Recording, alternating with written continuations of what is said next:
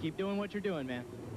Well, that's the dream of every young driver in this field. And starting up front, Dave Reed, the Beach Boys, Jason Leffler and Ricky Shelton. A couple more young gassers in the second row, Dave Steele and Ryan Newman. In the third row, Tracy Hines and Jimmy Sills. Jimmy Sills, the 10-time USAC Midget winner. In row number 4, Brian Gerster, Davey Hamilton. Hamilton also an IRL driver of some renown. A.J. Fike, Tony Ave, Casey Kane, John Starks in the 5th and 6th row. John Nervo and Jerry Coons in row 7. Row 8, you'll find the 9X of Dave Darlin. Andy Mishner, good shoe, number 26. Row number 9 is 128, A.J. Davis, and a past national champion in this division, Rick Hendricks, the 12 car. Back in row 11, that's where we find Clay Klepper and Roger Corrigan, Johnny Heidenreich, and Michael Lewis.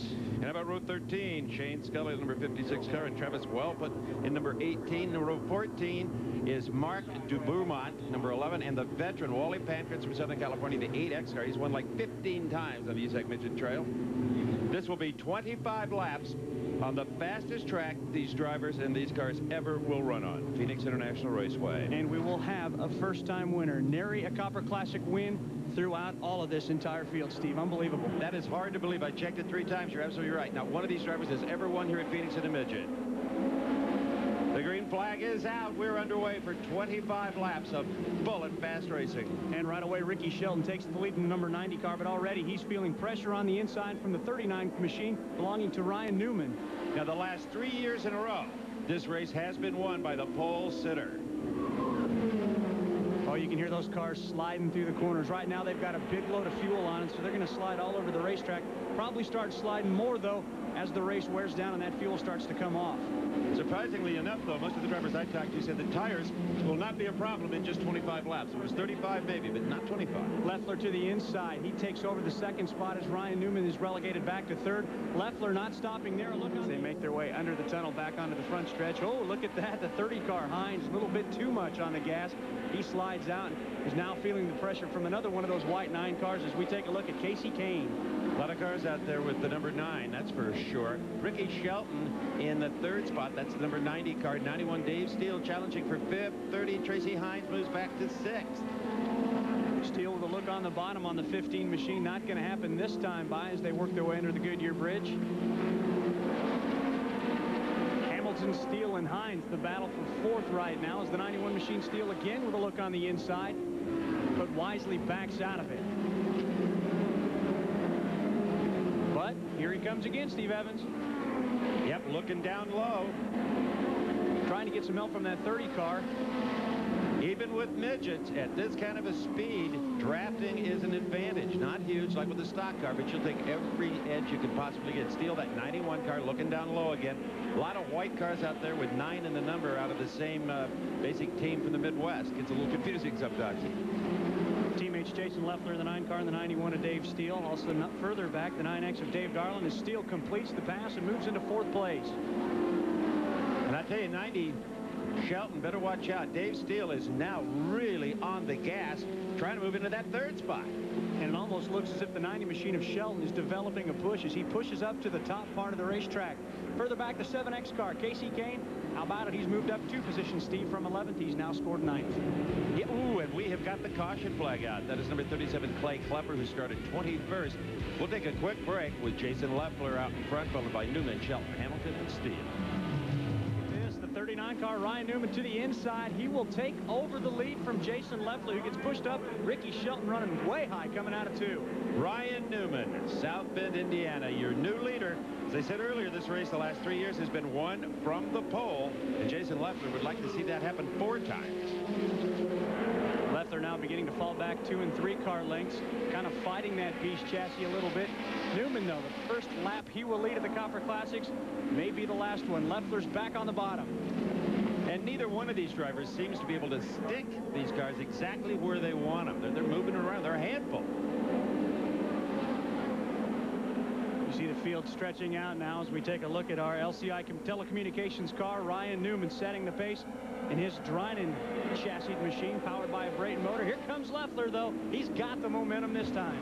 And both these drivers know that this is really a stage on which they are performing for car owners all over the country, in Winston Cup, in Busch, in IRL. Do well at Phoenix, you will be noticed. This is kind of off Broadway. You know, Steve, if you remember back to a year ago when Tony Stewart was in one of these cars, he got passed also after a yellow flag. I think it's one of these momentum clutch-driven kind of cars.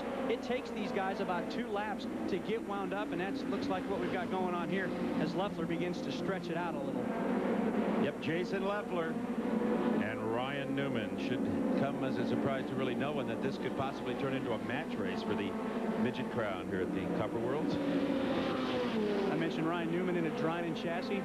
Dan Drinan injured in a Silver Bullet race in Orlando. He is on the site today. Unfortunately not racing as we look further back in the pack in the battle for 4th. Dave Darlin moved up on the restart, challenging Ricky Shelton, that number 90 car, for that 4th position. And Steve, right now Shelton is got his hands full in that 90 car. Watch him as they go in the corner here, trying to go to the bottom. Whoa. He's exactly what I'm talking about. As Dave Darlin now has moved into that 4th position. The 90 machine is back to 5th now. Shelton's got his hands full. That is an evil purple car right there with a 9-0 on it. His hands full. That is the understatement of the race so far. Unbelievable. Dave Darlin, a terrific job. He started 15th out of Kokomo, Indiana. As we said, Steve, one of those beast chassis cars, the pink Ford, coming back. Trouble. Yep, we have got the yellow out for the 2nd time, and it's a shame for number 62, John Heidenreich. He started 23rd, was running as high as 10th when he made contact with the wall. Stay with us. We'll come back for the final few laps of this USAC Midget Race, the Copper World Classic. We're back at Phoenix International Raceway. The green flag is out for the final few laps here of this highly anticipated USAC Midget Affair at the Copper World Classic. I'm Steve Evans along with Dave Reef and Bobby Gerald. We got a great few laps to go here, Dave. And Ryan Newman, just like we saw a few laps ago after that yellow caution flag earlier, takes over the lead. With just 4 laps to go, it'll be interesting to see if Leffler can get that car wound up and retake the lead. Leffler is all over the place in that 9 car, looking for any opportunity to get around Newman. One thing Jason does not want to do, and that is crash on his own as he did at the first IRL race of the year just a few weeks ago in Orlando, Florida. And he just tapped the wall, Steve Evans. Yep. The 9 machine just tapped the wall. Look at this, dude. The 3 white 9 cars, the 9X, the 91, the 9, 2nd, 3rd, and 4th. That means Dave Darlin has come from 15th to 4th. A great driving job by him. Magnificent. But still, it is Newman, the 21-year-old kid out front. As they make their way to the front stretch, the laps wind down and the pressure begins to mount for both of the drivers in 1st and 2nd. Newman now, he may be giving up the lead once again. Yep. Jason Leffler, Long Beach, California, drives right around the Hoosier, and he is just about into the wall. Battle is definitely not over. Newman taking a look on the outside again. Neither one of these cars are handling properly. Both drivers have their hands full trying to win this Copper World Classic. It is great stuff. The fuel loads have burned out. The cars are getting loose in the back end. As we come around for the white flag, Leffler has reestablished himself as the dominant leader. Look at his 98 national championship. 4 firsts, 8 seconds, a 3rd, a 4th. Not bad. And it looks like he's going to start off 1999 the way he finished 1998. Oh, here's the 39 car. This may not be over yet. The final lap. Newman sticks a wheel in there, just about takes them both out. Under the apron, but it's not going to be enough. Leffler maintains the line, comes by for the checkered flag. What a magnificent finish. That was just a 5-lap fist fight between those 2 drivers, Jason Leffler and Newman. Unbelievably good. But the 9 car will go into the record books as the winner of the 1999 Copper World Classic in the midget division. And you may have noticed the yellow was out with the checker. Well, here's why. Number 85, Michael Lewis, had some problems, and that brought out the checkered flag. Let's down to Bobby Gerald with our winner. Jason Leffler just starting to unbuckle the helmet now in what will be his first Copper World Championship in the midgets. And what a race it was. The midgets never fail to excite here at Phoenix International Raceway. And Jason Leffler a little sluggish on the restarts, fighting a tight handling race car, but you were able to hold off Ryan Newman, and he gave you every challenge in the book, Jason. Yeah, he really did.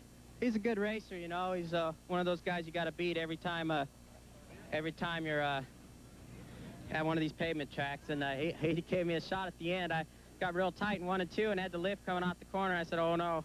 And I seen him stick his nose in there, but he was going to have to crash us both to get around us. How nervous were you on the restarts? Because you know that Stewart had that problem last year a little bit on the restarts. So you guys seem to be geared for momentum. Yeah, you know, we're just looking for long-term speed, and we would love this thing to go to green to checkered, but you know, it doesn't go that way. It was pretty nervous. You know, when you're on these mile tracks, you're sit and duck when you're in the lead, and guys can set you up pretty good. But